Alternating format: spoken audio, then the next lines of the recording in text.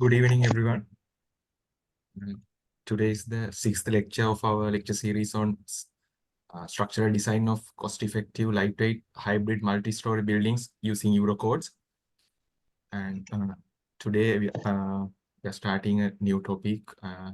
It is regarding design of flange beams. And we are so grateful for Professor MTR Jayasinghe for conducting this invaluable lecture series to uplift the knowledge of practicing engineers. Thank you very much, sir. And also today, the chairman of the engineering sectional committee informed me that he's unable to attend the lecture today. So we will be continuing the lecture, and over to you, sir. Thank you. Thank you, Bandhuka.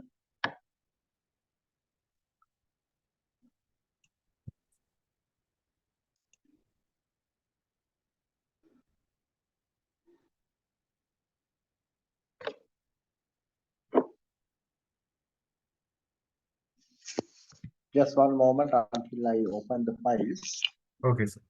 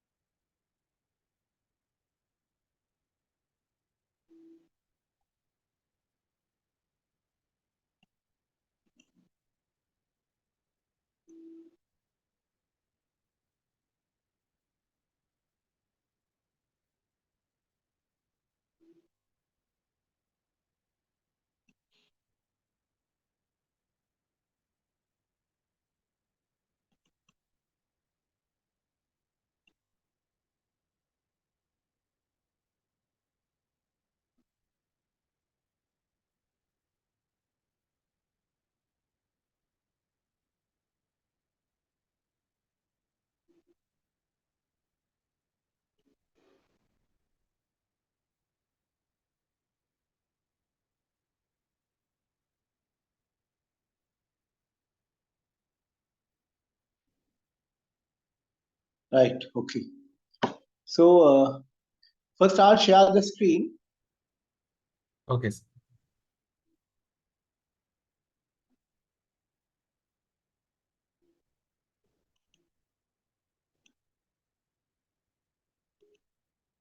Okay, so we'll just one moment.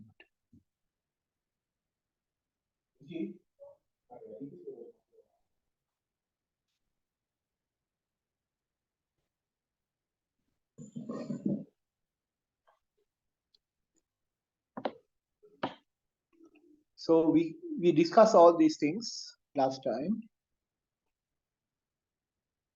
and we talked about the cube strength, cylinder strength, the properties, the important properties, the stress strain curve,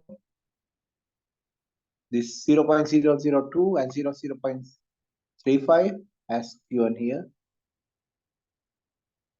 and we also looked at stress strain curve for steel, the durability conditions, how to find the exposure and the cover, and then we looked at the member subjected to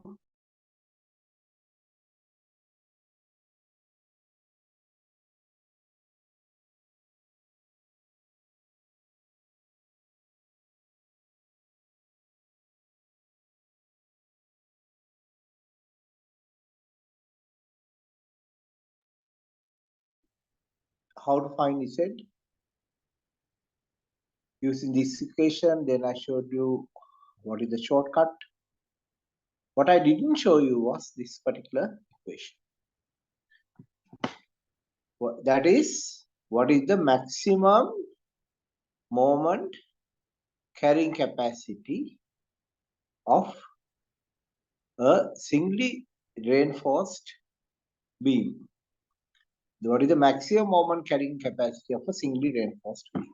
So you can just see it's given as 0.167 FCK BD squared, and I'm going to show you how we get this magic number 0.167. It's a very important number, so I'll stop here. So today is the 6th lecture.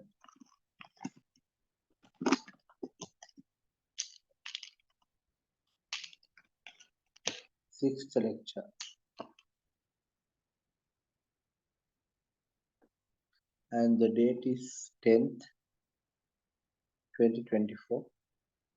Civil Engineering Sectional Committee, page number 1. So let's take a rectangular section.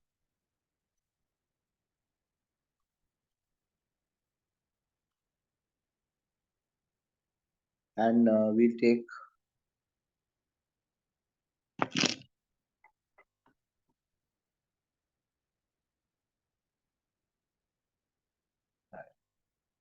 now it's clear, I hope.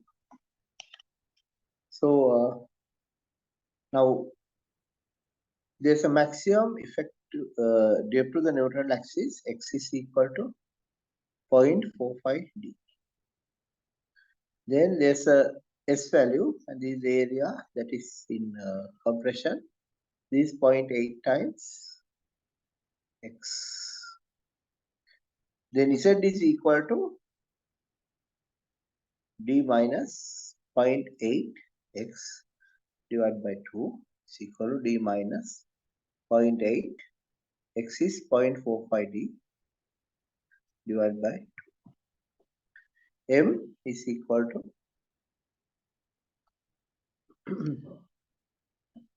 force in concrete multiplied by Z equals force in steel multiplied by Z. Now in this, earlier we used this equation, that is 0.87 Fy is A times Z. That is the equation. But this time we are going to make use of this equation, and that is M is equal to Fc is 0.567 FCK, because the stress maximum stress is 0.567 FCK, multiplied by area. Area is breadth multiplied by 0.8 X. X is 0.45 d multiplied by lever arm, that is d minus 0.8 divided by 0.45 d divided by 2. And so I can write it again, ms 0.567 FCK multiplied by b multiplied by 0.8 times 0.45 d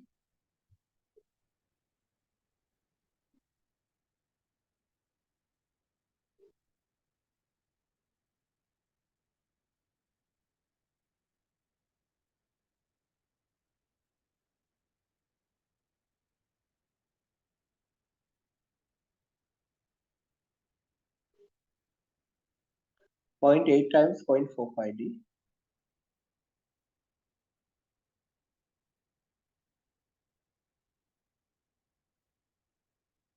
0.36 d multiplied by 1 minus 0.8 multiplied by 0.45, 0.8 multiplied by 0.45 divided by 2.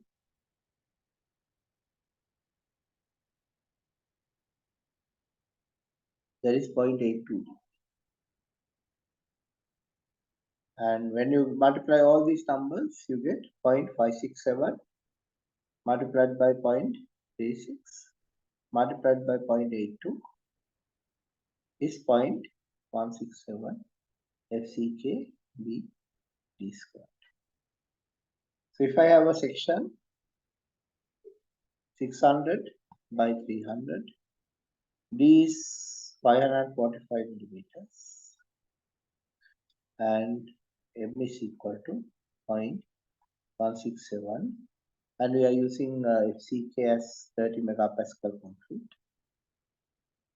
Divided by 30 multiplied by breadth 300 multiplied by depth 545 and into 10 to the power minus 6.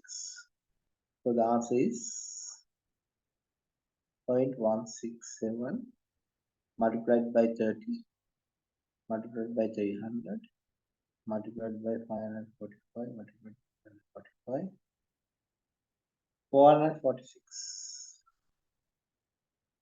kilonewton. Right? Is that clear, Pandukar? So this is the maximum moment this section can carry as singly reinforced. Is that clear, Bandhuka? Bandhuka?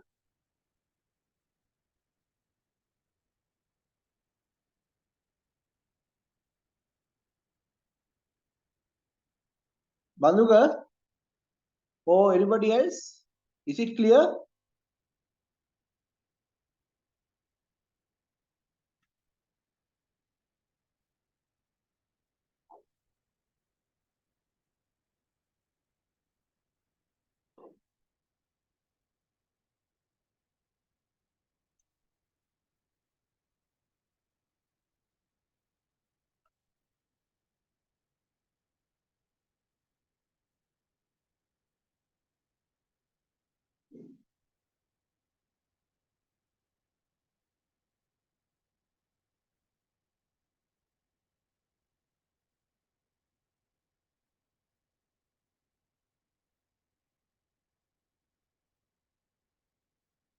Sorry, sir, I accidentally lost the host and now only got connected again. Yeah. Okay. Now it's clear. Yeah. It's clear. Yeah, I thought something wrong. Yeah. Okay. Yeah. So that is very clear. Is that right? So Yes, basically, that it's is clear. capacity. So if you want 500 as single reinforced capacity, what shall we do? We can use 600 by 400. What will happen? 600 by 400, 446 divided by 300 multiplied by 400. What is the capacity? 594.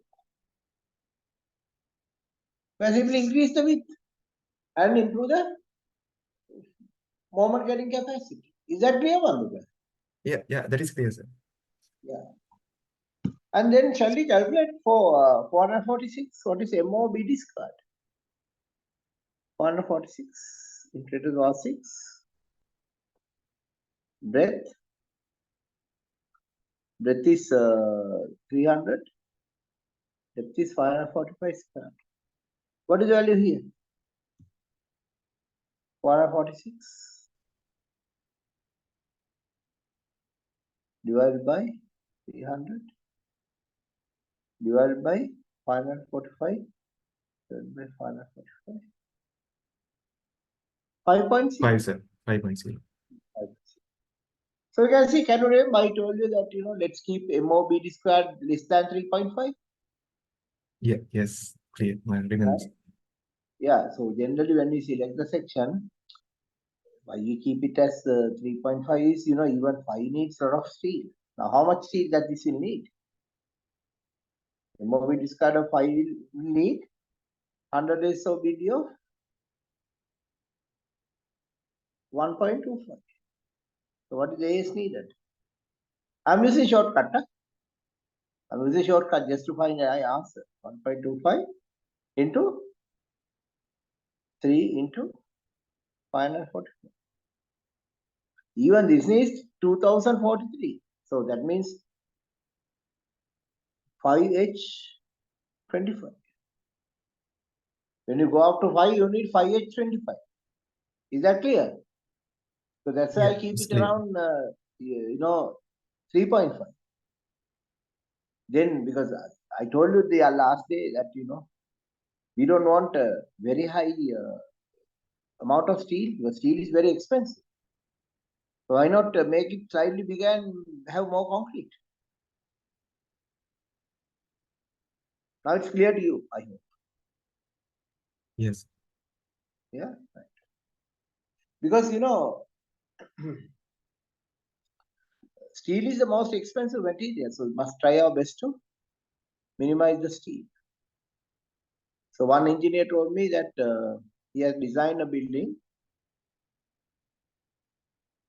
a large building, a very tall building, and he has compared it with another project which is half the height of his building.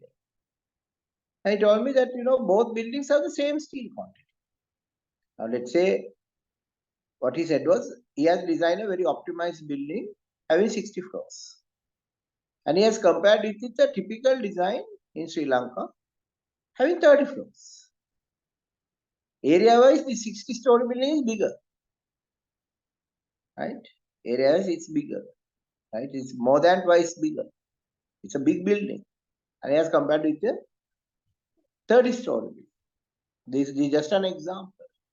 And he said, the amount of steel in the 30-story building is more than the amount of steel in the 60-story. Now, can you believe it?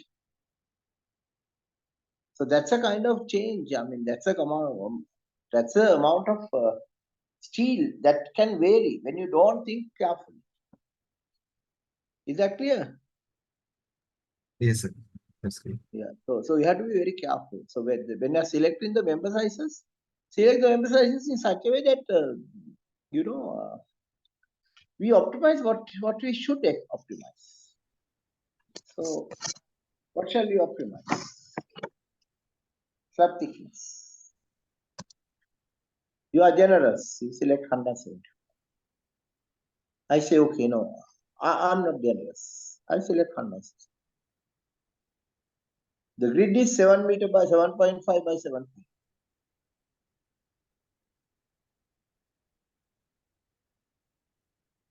For the beam, instead of using 300, use 400. What are the advantages? 400 is easier to cast. So there's plenty of space. 400 is the highest shear capacity. 400 needs only little amount of concrete extra to give the massive capacity. So there's no harm in using 400 because we have reduced the slab thickness by 600. So 7.5 multiplied by 7.5 multiplied by 0.175 versus 7.5 multiplied by 7.5 multiplied by 0.16. What is the volume?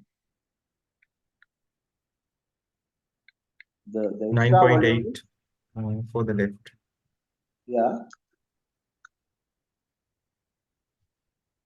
9 for the right. 9. So each 1 week save 0.8 meter cubes of concrete, which is as the value of about rupees. When you consider all inclusive cost 40,000, say 35,000. All inclusive value of about 35,000 rupees. So what will happen? I generally talk with the VAT prices, right? Because that's what we generally pay unless we are running a construction company. Right? So it may be about 35,000. And so how much you save then? In a large slab, having a minimum of about 16 slabs, 35,000 into 16. How much? 35,000 into 16. 565. What will happen? Multiply by 60. 33 million. Saved just by changing the thickness of the slab. Being very generous is to just the sufficient. Then why do you have confidence to do that? In a large building, the slab goes like this over the beams. These 7.5 meters, 160 millimeter thickness. What will happen when the slab is continuous and slab tries to deflect? What happens? There will be some arching action developing. There will be some arching action developing. Are we considering this into account or ignored? We ignore it.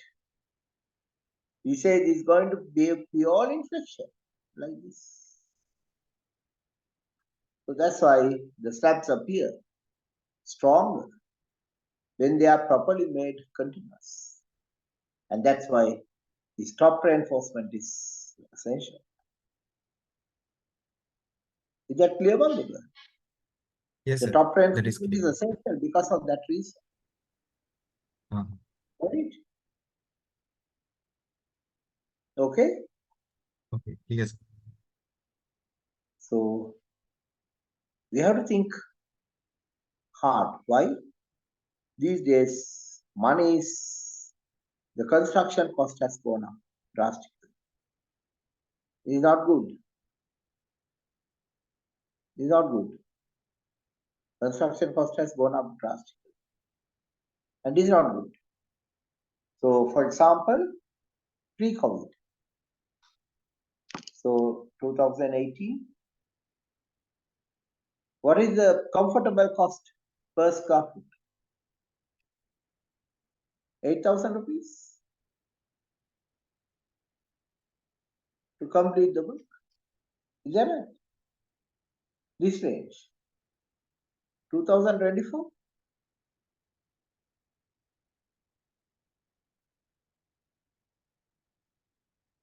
Is that right, Madhu? Yes, sir. In 2018, yeah, around that much, sir. Yes. Yes. 8 to 10,000 depending on the finishers, quality of the finishers. Now, what the value you are talking about? 15,000, 20,000. Price of an apartment, 35 million. What is the maximum you can sell today? 40 million. Anything above 40 million, no buyers. Very hard to find a buyer. Is that correct?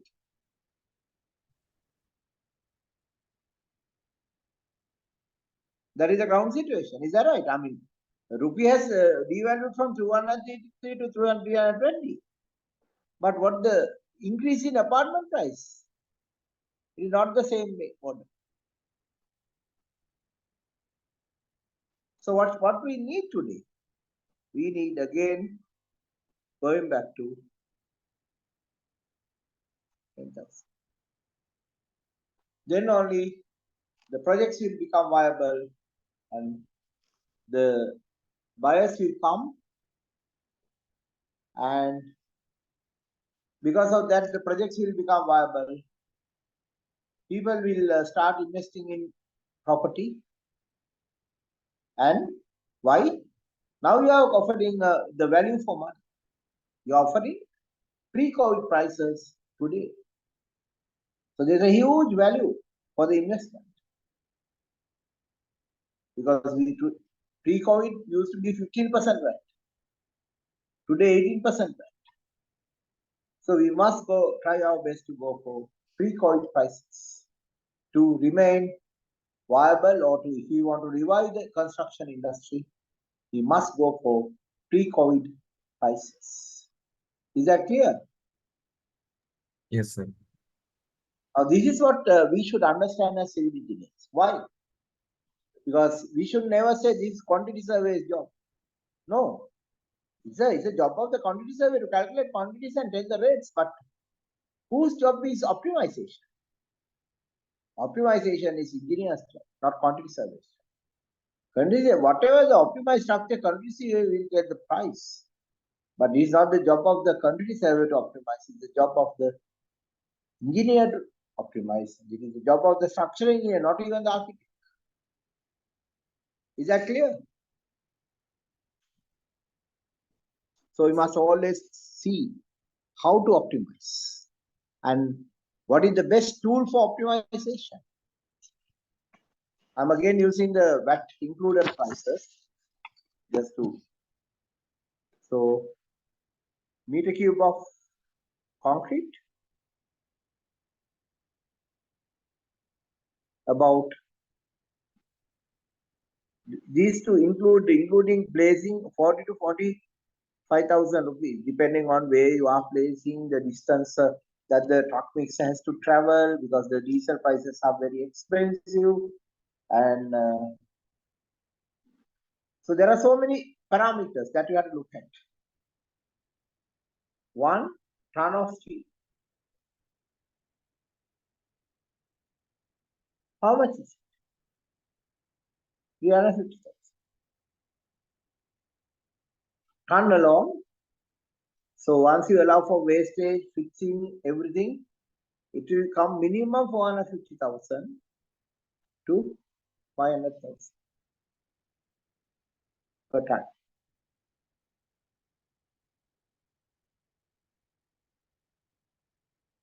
And how does it compare? How does it compare? If you take a slab, let's say we are having H10 at 200. Slab thickness is 125. The typical detail, H10 at 200. So top bars will come 0.38. So the spans is like 4.5 meters. So this will be 1.5 meters. On this side, another 1.5 meters. So how many bars? What is the concrete volume?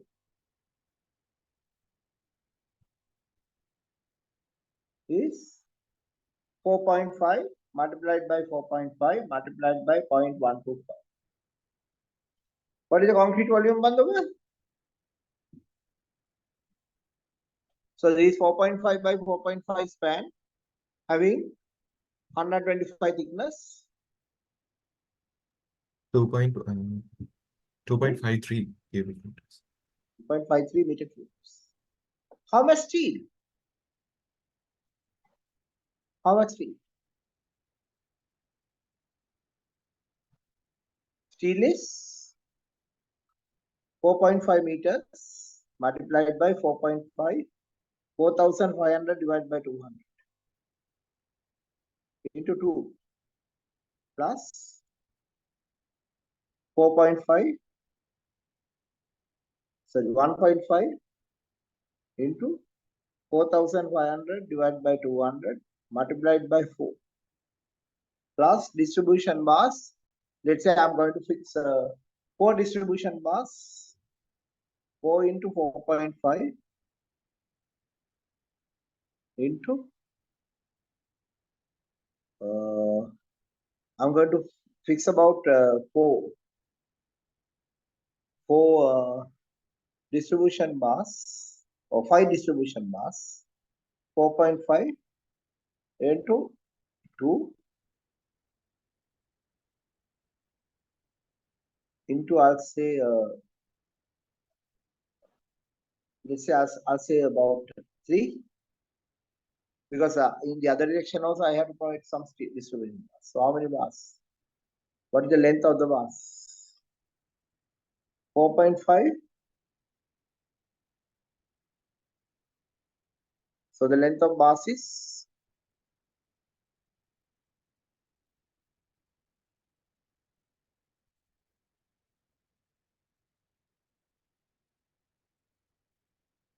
I got around 438 meters.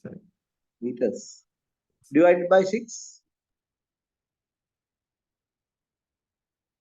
73 bars. 73.12. Yeah. Let's say 75 bars. 75 means 75 divided by 272 tons multiplied by 1000. How many kilograms? There's a 10 milliliter bars.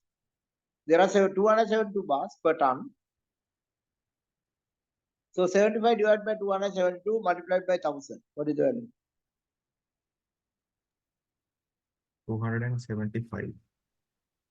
275 kilograms.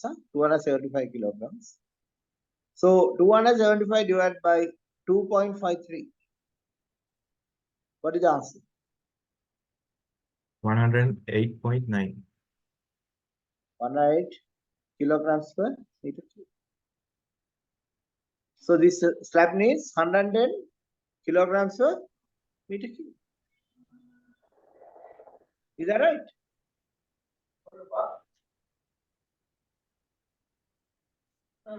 That is correct. So the volume is 2.53 meter cubes. What is the weight of steel? 275 kilograms. So how much steel per meter cube? 110 kilograms per meter cube. Is it clear, Bandhu? Yeah, clear, sir. So this is a magic number. This 110 is a magic number. Why do I say? So now let's say I go for a bigger slab. 7.5 meter by 7.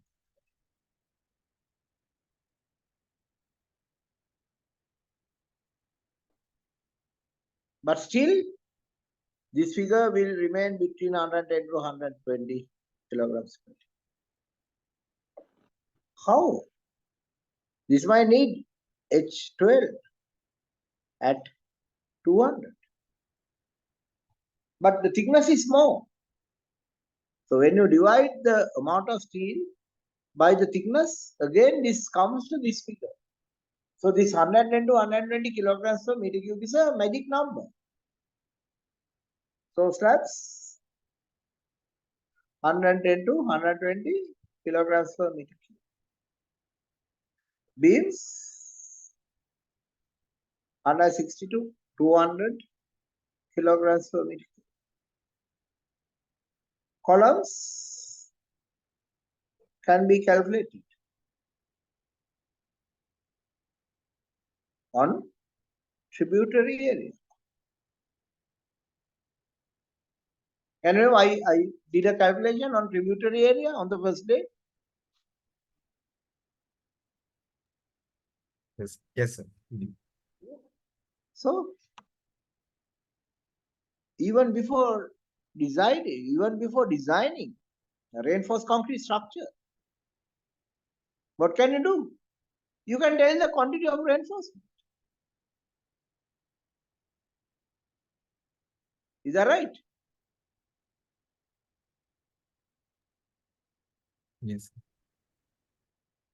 So now let's say we are having some moderate steps, 5 meter, 5 meter.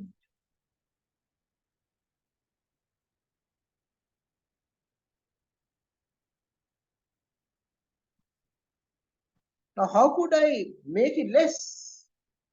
How can I make it 100?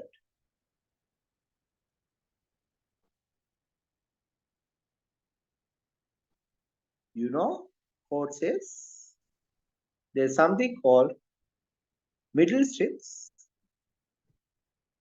and end strips. So where do you provide what you calculate? Where do you provide what you calculate? Only the middle strip. What do you need in the edge strips? Half. But we are also concerned about this 3D rule. There are 4D rules, 3D rules. So we don't like reinforcement to be very far away. So how can we optimize? Let's take another typical example. Let's say we have a slab, 6 meters in one direction, 4.5 meters in the other direction. These are typical cases that you get in apartment buildings. Why? Because you need a big living room without beams, intermediate beams. So how can you optimize? So the deflection is based on shorter span. So that means 120 is enough. 120 millimeter thickness is enough. So now we are going to break it into middle strips and edge strips.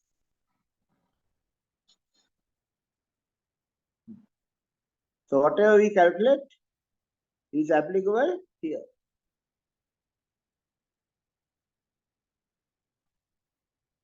So what we do is, in the shorter direction, we use H10. In the longer direction, we use H8 on the edge. So if you have H10 in one direction, H8 in the other direction, can there be deformations in the reinforcement? The minimum deformations will be there, unless you have been very careless. You always step on the joint. You don't step on the middle of a bar. So always when you are walking, you step on the joint. So if one bar is 10 millimeter, can the other bar bend? Can the 8 millimeter bar bend if you are stepping on the joint? Manduga?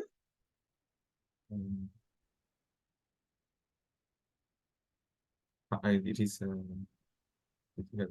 It's unlikely, because you have to be careful. When you are walking, you can't, when it is 10 millimeter in both directions, you can walk without worrying about the deformation of the reinforcement. But when you have 8 millimeter in one direction, what are you going to do? You will walk stepping on the joint. When you step on the joint, can the reinforcement deform? It cannot. Okay? So by doing this, what are you going to achieve? What's your target? 90 kilograms per meter. And a large slab like this, one might say, oh, I'm going for 150 millimeters. Instead of that, you go for 120 millimeters. And you reduce the amount of steel to this from 110 kilograms per meter. Now you have to have better quality assurance. QA QC has to be better. You have to train the people once. This is how I want it. And here you might have H10 at 200, and in this case you might have H10 at 300. More work. But every piece of steel is expensive. And you are going to repeat it 30 floors. Is it worth optimizing? Is it worth optimizing? Yes, it's worth Of course, sir. Why? Yeah, because you are going to repeat whatever you saved over 30 floors. And I showed in the early example, if you have 30 floors, 60 floors, your client will save over 30 million rupees in concrete alone. Now here you are saving on steel as well. Because this magic number, 110 to 120, we are trying our best to bring it down to 95 to 90 to 95. How are we doing that? 10 H10.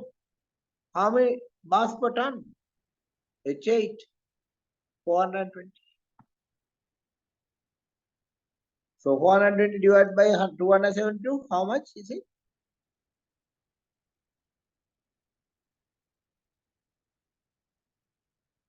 420 divided by 1.5. So you can see there's 1/3 saving in steel. 1/3 saving in steel the moment you use H8 instead of H10. 1/3 saving in steel. And H8 is readily available by reputed manufacturers like Langma, Melva, CN Steels. All those have quality, or DTB. They all, I'm not very sure about DTB, but others, Melva, Langma, they all manufacture 8mm. So you buy 8mm, or CN Steel. They all manufacture 8mm. So you buy 8mm. These are the steel manufactured from billets. So you buy proper steel without any, because these are all very important structural members, so you cannot take a risk. So you go for the quality products, which have been manufactured at correct temperatures. And what you do is you will save a lot per slab with better QA QC. So you have to have a team of BSc engineers who will work round the clock, check everything, ensure that people don't, when people walk, they walk carefully, they don't bend the bars, and they do everything properly. Lot of extra work, but routine. Extra work, routine means a higher quality assurance, because you are doing the same thing over 30 floors, but different, not the same, not the traditional. You need more information to be converted when you are fixing the rails. It is not just H10 at 200 everywhere. No, it's different. But every place you save steel. And the deflection is calculated on the basis of shorter span. So what matters is the shorter span steel, not the longer span steel. So what is our shorter span steel? H10, H10, H10. So can there be any failure in your slabs? No. At the critical section, we have used the standard value, H10, whatever the spacing. Other places, we are optimized, and we end up with a highly optimum slab. Why? We are going to repeat the same slab 30 times, 40 times, 50 times, 60 times, depending on the height of the building. And that's where we are going to win the battle for at least 12,000 rupees per square foot. Current prices, we can certainly hit lesser. But this 12,000 includes VAT at 18%, and it includes what else? Finishers, partitions. There's a lot of things.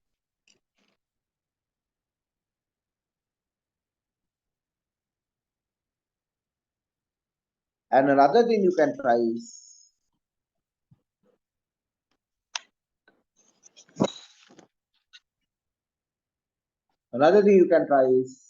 you will make the slab thin. When the slab is thin, what you do is you have the reinforcement like this. You will fix vertical reinforcement like that. Fix a vertical reinforcement and tie a tape. This is the tape. And you level it. So you level it and then remove the bar. So how do you remove the bar? You have the reinforcement like this, and you fix the bar like this, bend it and fix it. So what you do is you turn it. This is only a small thing. Turn it, withdraw it. Because when the concrete is fresh, once the level is established, you remove the binding here, because it has a small hook type of thing. You push it down, turn it, and gradually you withdraw it while pushing it down. So what will happen? The hole made will be filled up again by concrete. So you withdraw it.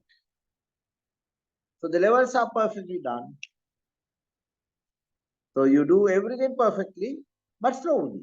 Because when you're doing things fast, you can't do all these things. Little slow. You remove this. Then what are you going to do? Then what you are going to do is you are going to mix tile grout with sand, fine sand. And you will not lay tiles on grout of 10 millimeter.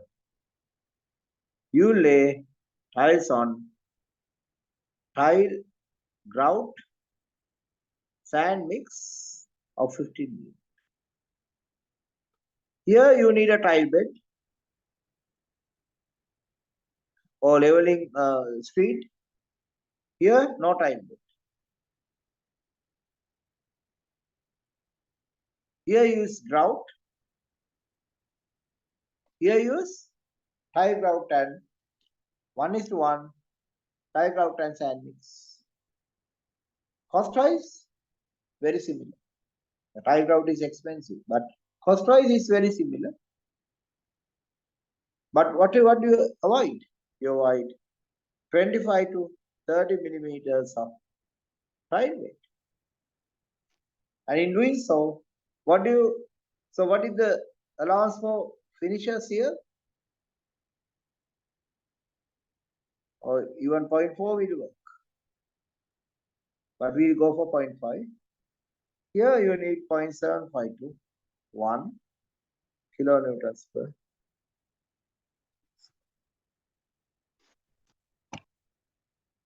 Every floor, 30-story building,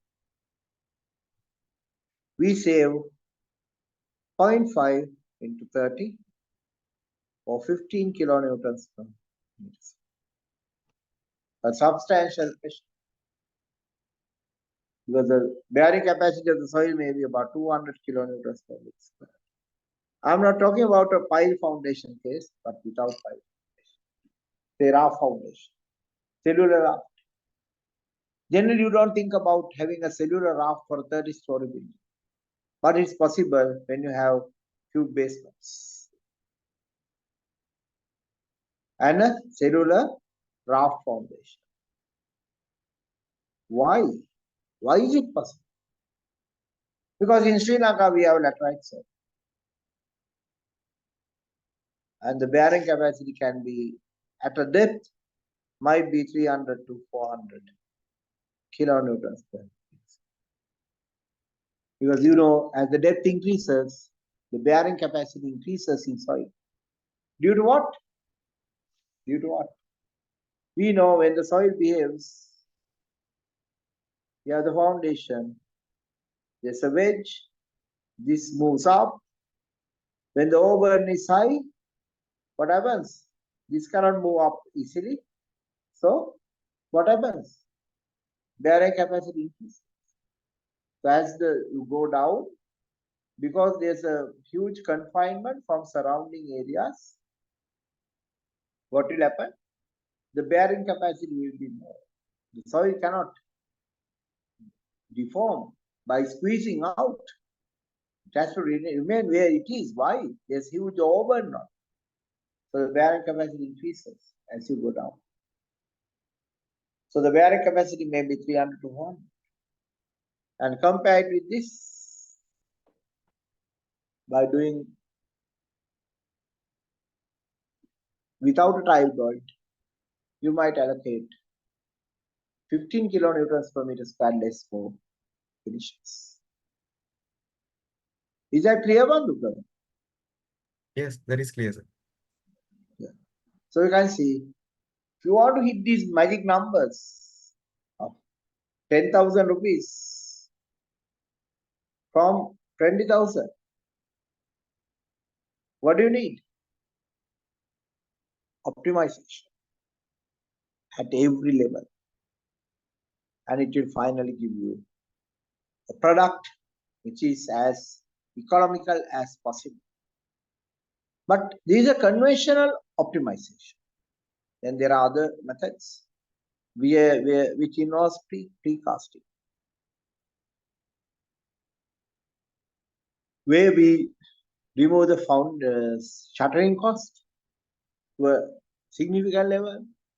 Then we target slab thicknesses like 90 to 100 millimeters. 90 to 100 millimeters. So those things will come later. And that's why we said these lightweight hybrid multi-story construction. Still, I am in the conventional slab design, but I'm taking you to a new height where I'm telling you to optimize things that you generally don't consider as important. Optimize all the time.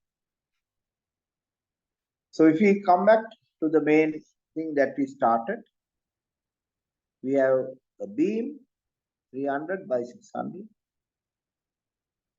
And if you want a higher capacity, what are you going to do? Increase the steel? No. Make it 400 by 600. This has 594 capacity. This has about 400 capacity. Let's say 400. This is close to 600. This 440. Right? So you can see, just by increasing the width of the beam by 100 millimeters, you can make it to remain as single. Then what is doubly reinforced? So if you want this, the capacity that we calculated was 446 with 300 millimeter thickness, 600 depth. And let's say you want 594 carried, but you don't like to increase the thickness. Say, let's say 500 being carried. Then the method is simple. Let's say this carries 0.167 FCK B squared or 446. What is the remainder? Remainder is 54.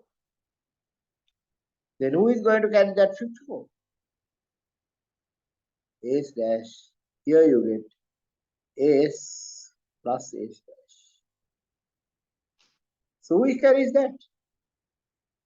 This D dash, this D. Who is going to carry the remaining 54? S dash 0.87 Fi 500. This area, this area, this stress multiplied by lever arm. Lever arm is D minus D dash. So straight away you can find the extra steel needed. What is that? Extra steel needed is these 545, these 55, so 190, 54 into 10 to the power 6, 0.87 by 500 divided by 190. How much extra steel needed to carry a moment up to 500 with the width of 300? Bandhu, what is the area? 1 minute, sir. 54 divided by 0.87 divided by 500 divided by 490 divided by 490.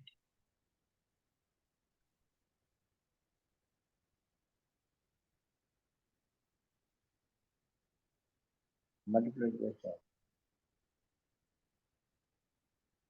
253 millimeters square. So we need 1 H 20 to carry this extra compression. But what is the cost? Over 6 meters. How many 20 millimeter bars per ton? 65. So 500,000 divided by 65. 7,700 rupees.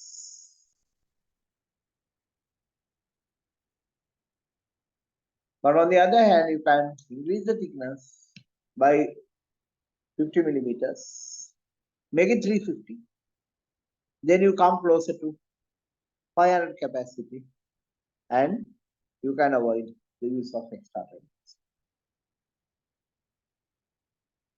On the other hand, to make the section bigger, 400, now you can remain even less than the steel quantity can become less.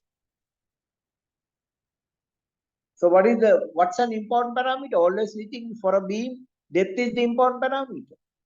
But suddenly you are finding width is also can be a saver. We increase the width, we are saving steel. Because the moment width is more, width of the within compression is more, the carrying capacity increases. Carrying capacity increases. So we call this doubly reinforced. So how to design a doubly reinforced beam? Find the maximum capacity of singly, that is 546, 446. And you want to carry 500. Who is going to carry the extra 54? Extra 54 is carried by steel acting in conjunction with compressive steel. So you get steel in compression, steel in tension. Poor design. What you might ask. So if you even in a structure, where you select, let's take a beam building like this. The building. And you have selected these sizes, 600 by 400. And suddenly somebody come and say, okay, no, we want a small alteration in your design, but I don't like you using different member sizes. I want you to, the beams to be 600 by 300. I don't want it change, 600 depth. I don't want it change. But I like this to be designed for 10 kilonewtons per meter squared because I'm going to use it as a storage. Now what happens? Okay, now 10 cannot be taken by 125 slab. So we make it 160. So what will happen to GK? Increase. What has happened to QK? Increase. So you'll find 1.35 GK plus 1.5 QK is now has gone up to about 22 kilonewtons per meter. It has increased drastically. 2022 instead of 10 to 12. Can you remember I told you magic number? 10 to 12 kilonewtons per meter square. It has suddenly gone up to 20 to 25, 22 because somebody has said, no, I would like this part of the building to be designed for a higher load with a higher thickness for the slab so that I can have a racking system and go up to 10 kilonewtons per meter square. And I don't want you to show that it is a storage area. I like it to be all shown as one building. So I don't want you to use big columns. So the columns will be anyway big because we are designing for earthquake. But I don't want you to use big beams. Slab thickness, I don't mind increasing because nobody can see the thickness of the slab. So suddenly you are in a situation where you might find the one that you have designed as considered as singly has now suddenly become doubly, and you have to find the extra reinforcement. And then the method is what I shown you a few minutes ago. Is that clear, Banduka?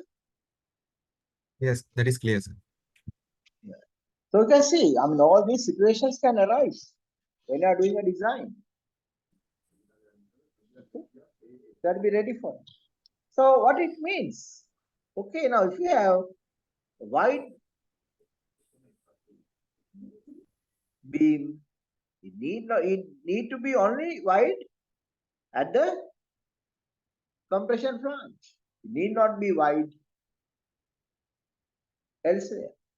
So this is called flange beam.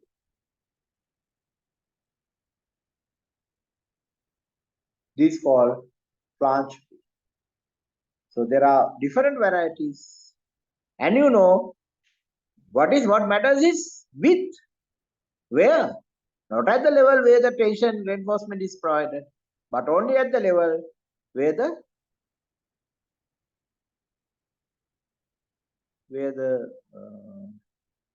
compression takes place. So we call it H, flange width, right? And this is B. This is D. So all the notations are the same. So how to design a flange beam? How to design a flange beam? How to get a flange beam? Because in the span, we have a slab cast in situ with beam. So this is in compression, this is in tension. So we can make use of part of the slab to carry compression. So that's how you get a flange beam in the span sections. Is that clear? Yes, sir. But over the support, compression here, tension here, no flange action, no flange action. So when you are selecting the width of the rib, consider this situation to see whether it's 300 or 400. Whatever the answer, it will all depend on the moment over the support. But I told you, with moment redistribution, we are going to reduce the moment over the support. At least by 10%. At least by 10%. So with that, again we can see you don't have to use excessive width by reducing the moment of the support. By using moment redistribution, you can have enough space to have sufficient reinforcement, and never make sure it doesn't need any. It needs only the tension reinforcement. It doesn't need any compression reinforcement. These are not there. It's all carried by concrete. And you need some tension reinforcement, and that is also minimum provided. What is provided is the minimum, bare minimum, to carry the moment or the support, where you have done at least 10% redistribution. You have done at least 10% redistribution. Is that clear? So Yes. even in a in situ cast situation, the width of the beam should be decided by considering the moment or the support, where we like MOBD square to be in the range of 3.5. Where we like MOBD square to be in the range of 3.5. Is it clear, Madhukar? Yes, that is clear. Yeah. Now we have the flange beam. So flange beams are very, very, very efficient. Flange beams are extremely efficient. Why? We are getting 125 millimeter thick flange. So we did a small mistake here. This is BF, not HF. BF, breadth of the flange. So let's say we have beam of 300 wide, and this is 900. 900. Overall depth is 600. 540. 30 megapascal.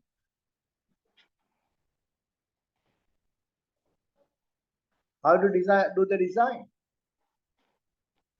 Use shortcut method. So the normal method D is equal to, so Z is equal to, first you calculate K, M over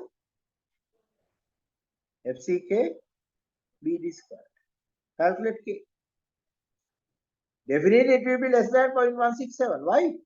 You have massive width for the flange, BF, and this B. Z is equal to D, 0.5 plus square root of 0.25 minus KO 1.13. Calculate it. Just calculate it. Calculate reinforcement is same. Now we say force in concrete is equal to force in steel. And this side is 0.87 Fy As. What is this side? Let's assume we calculate S multiplied by B multiplied by 0.567 Fy. Stress multiplied by area. We calculate S,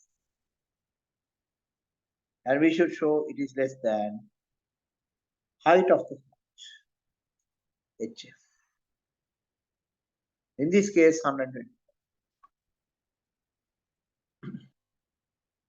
And we know the maximum moment carrying capacity of a normal section is 446 kilonewton meters. So let's say we have a moment of 450 kilonewton meters on this flange to be.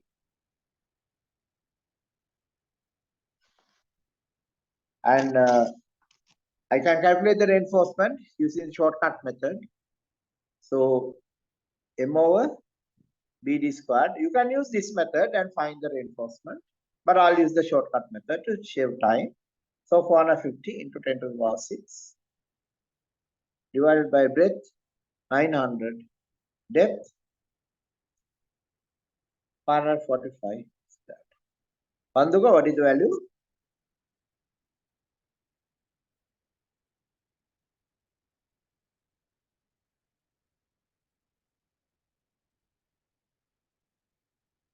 $1.683. 1.68. Okay. 100, Yes. we say 1.68 equivalent to 1.7, right? So what is 100 days of BD? Divided by 4. What is the value? 1.7 divided by 4.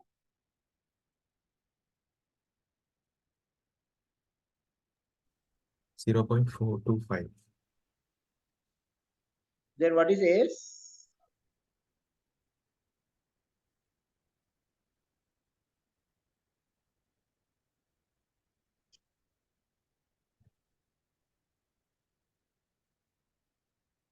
You know, this is a big moment. Huh? This 450 kilonewton meters is a big moment. That is more than what this section can carry as a rectangular. 84.6. So I'll provide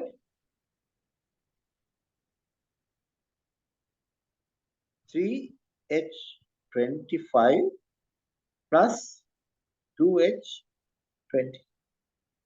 That is 628 plus 490 into 3. What is the answer?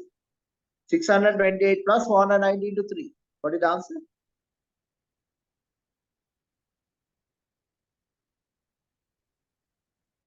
Uh, 2,100. Near 2090. 2100. So, Yeah.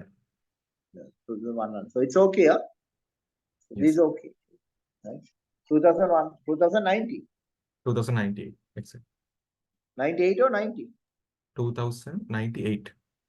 98.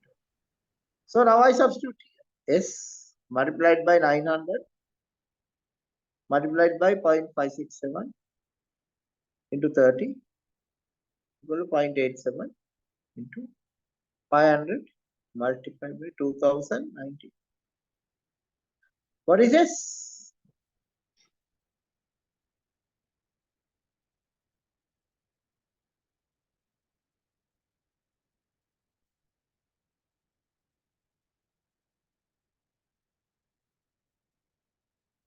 So it's 0.87 into 500 into 2098. 2098 divided by 900 divided by 0.567 divided by 30.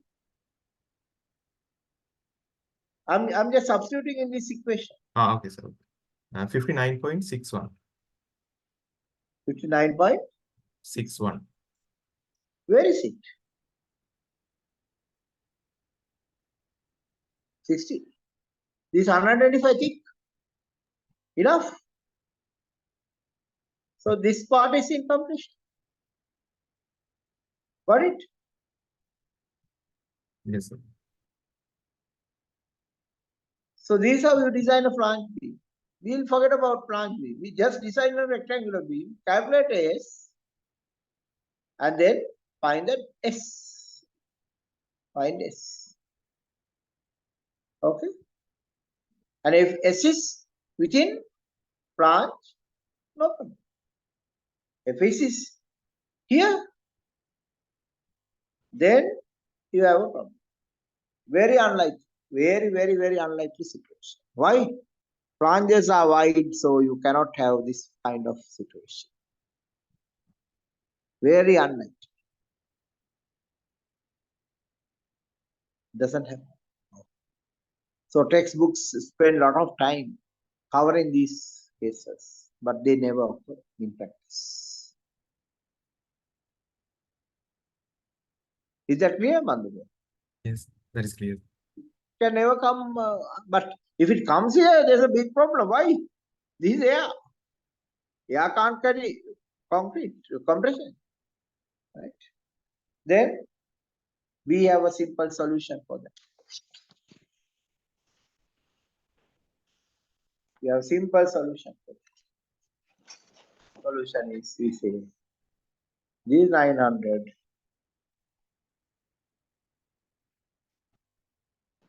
BF 900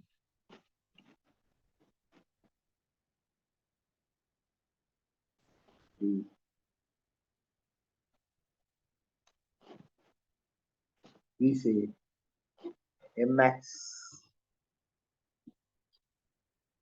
HF. Mmax is equal to force is HF multiplied by BF multiplied by 0.567 Y FCK multiplied by lever arm Z is equal to D minus HF divided by. So we calculate this value, that is 125 multiplied by 900, 912 by 0.567, multiplied by weight 30 concrete, multiplied by D. D is 545 minus 125 divided by 2. And what is the value?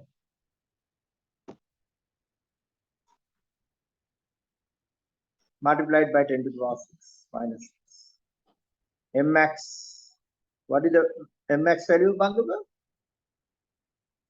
923.32.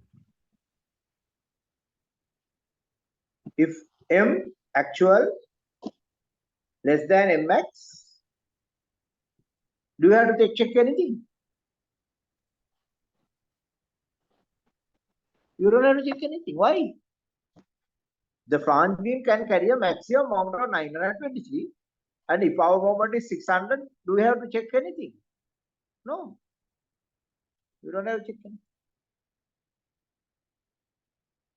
Is that clear? Yes, clear. So either you do this method.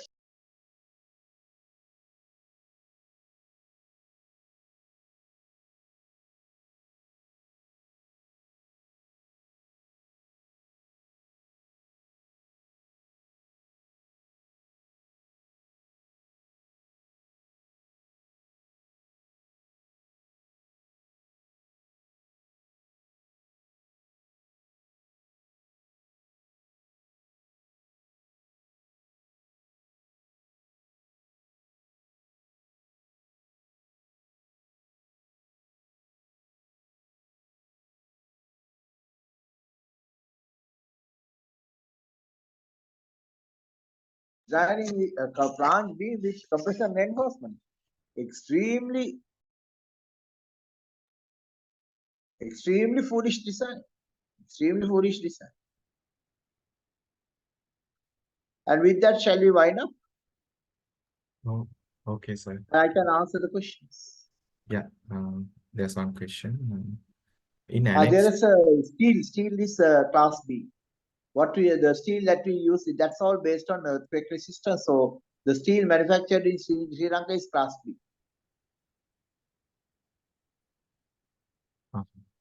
So what is available in Sri Lanka is 500B. That's why we could. They simply say 500 QST bus. Right. We don't manufacture C. We don't manufacture A. C is for high seismic regions. A is not very good, so we don't use it because when you bend, A might fracture. So what we use is B, which is more ductile. B is more ductile than A.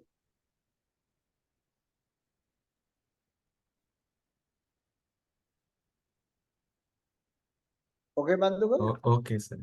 I think That's all. that's today. I think we don't have many questions. We don't have today many questions, it seems.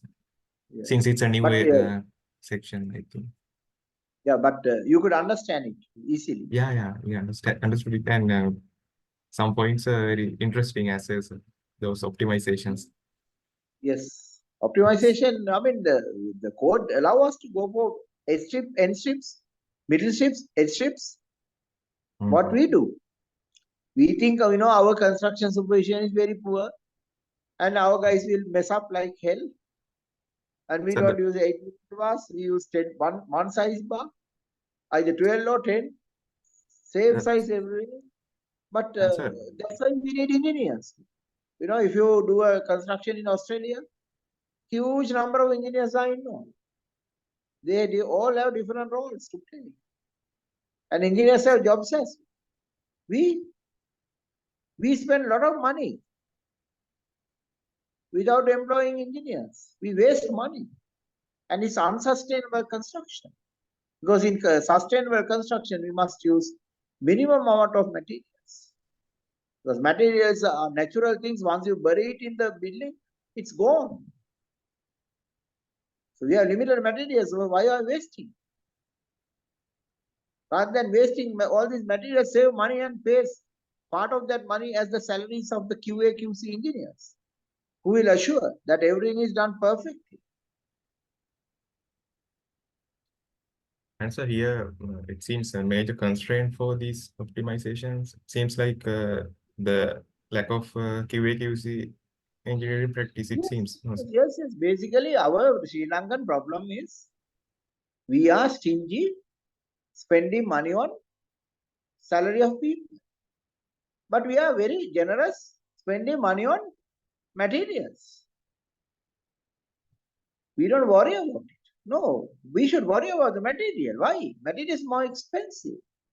To convert 100,000 rupees worth of material, you need only 35,000 labor. So why not make it 40,000 and save more material by having QA/QC guys at the site? Because you are not going to have 10 QA/QC guys. Only one or two engineers, depending on the scale of the site. Sometimes you can even manage with one QA/QC engineer. But on the generally, it's good to have two QA/QC engineers because the better surveillance, and if it is going on, if it's a 16-hour site, two sets. A 24-hour sites, three sets of engineers, so that they don't have to, they can rotate and only once, twice a week they have to take the night shift. Other days they do the day shift. So likewise, you rotate because you don't want people, not sleeping over the every night. You can rotate it so that once in a while they don't sleep. But the following after 8 hours they take a rest so that they are all fresh. So you don't have to pay 500,000 for a QA/QC engineer because you are always make sure that there's a ready market for young engineers who are entering the field to study as QA/QC engineers. So they learn construction as QA/QC engineers.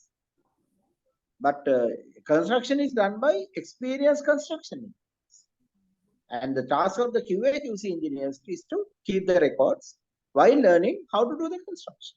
So that way, construction industry will also develop very well because all engineers start as QA/QC engineers 1 or 2 years, and then they become construction engineers. Then they become design engineers after getting the construction experience.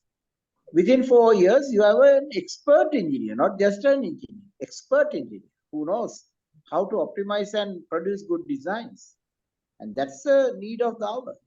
So that's the only way forward for us because we are in a crisis and we have to make sure the per square foot price comes down to 10 to 12,000 or 8 to 10,000. And I don't care about what the price because my prices should be the cost of construction per square foot for the structure should be less than, for the whole thing should be less than 10,000 rupees per square foot. That's my norm. And I will try and do everything possible to achieve it. And if anybody says 15 to 20,000, I will say, okay, don't worry, I'll do value engineering. And I can even have the QA/QC team from my side, where the client pays from his saving. Client pays from his saving, right? So, because clients engineers have huge authority over the site, not the contractors engineer. They have to be the client's engineer. So QA/QC engineers should be paid by the client. So they are client's engineers. Client's engineers have the highest authority at the site. They have higher authority than even the consultant because they are representing the client. Client is the man who provides money, so he has the highest authority. Then comes the consultant. Then who has the least authority is the contractor. Contractor should abide by the conditions laid down by the client and the consultant.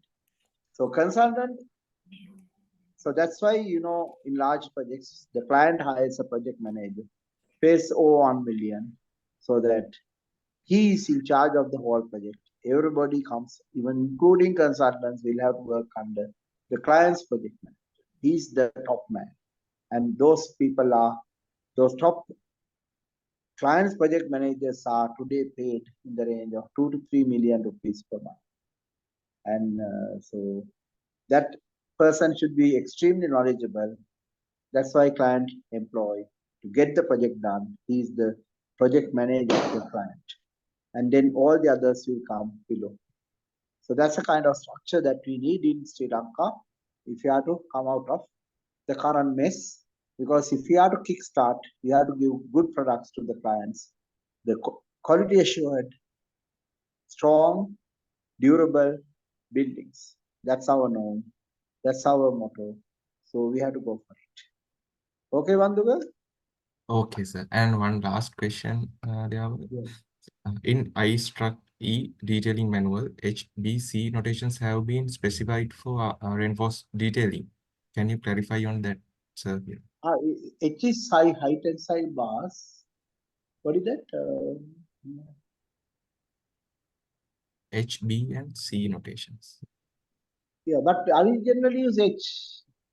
What is B and C? I am not very sure. I'll just they can tell us where they find all this information, then we can just look at it. But generally, I use H. As I found it from the iStruct manual based on the type of the tree type 500A, B, C. No. In Sri Lanka, you don't have to worry because Sri Lanka we have only a B type. Okay. Right? Because we don't manufacture A and C. No, sir. It says that if we use that H, that means we can use all the three type. If we go for the bridges, because of we have to consider about the ductility. In that case, we can use only the B. B and B C. and C. Yes. Yeah, then the notation should be B. Sir. B. Right.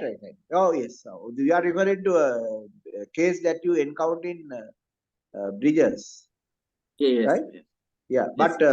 But basically, in Sri Lanka, we can use H because we have only one type of steel. We don't have three types. We have only B type. Type B. Okay?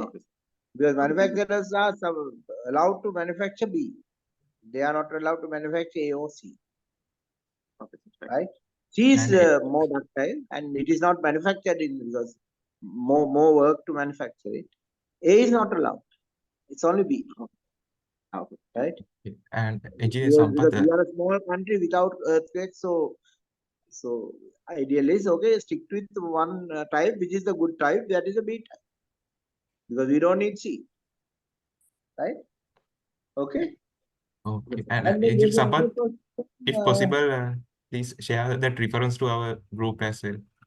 So he says HS by 2 something because that is the height, because river arm is so the whole thing is in compression.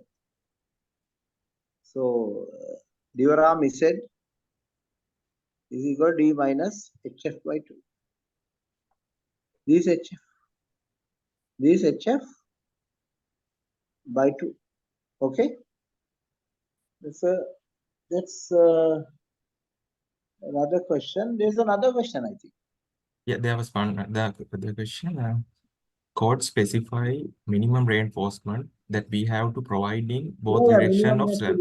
Because minimum reinforcement is to prevent thermal and shrinkage. He's asking, can we reduce that reinforcement less than that? No. Don't reduce anything below the minimum. If you reduce it below the minimum, then there's no meaning for the minimum. Yes. Right?